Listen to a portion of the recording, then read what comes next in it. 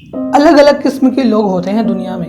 कुछ आम होते हैं, कुछ खास होते हैं, कुछ युग पुरुष होते हैं और कुछ खुद में युग होते हैं। अटल बिहारी वाजपेयी उस युग का नाम है जिस युग में भारत सशक्त हुआ, जिस युग में भारत ने 21वीं सदी को अपनी मुट्ठी में करने का सपना देखा और वो सपना अब हकीकत बन रहा है।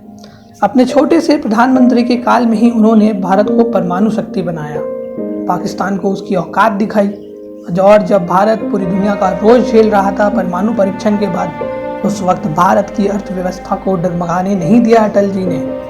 उनके राजनीतिक कौशल के तो 50 साल के किस्से हैं, पर उनका एक और स्वरूप था जिसका मैं जबरदस्त फैन हूँ। वो है कवि अटल बिहारी वाजपेयी। जब मैंने उनकी पहली कविता पढ़ी, गीत नहीं गाता हूँ, तब से है उनकी छवि मुझ पे। हिंदी आज एक अंतर्राष्ट्रीय भाषा है, तो उसमें सबसे बड़ा योगदान अटल जी का ही है। अब वो हमारे बीच में तो नहीं है, पर हम सब में है। उनके शोक में देश में छुट्टी की जगह हमें डबल काम करना चाहिए। जिस महान आत्मा ने अपनी आखिरी सांस तक हार नहीं मानी, जब तक हाथ चले तब तक उन्होंने देश चलाया।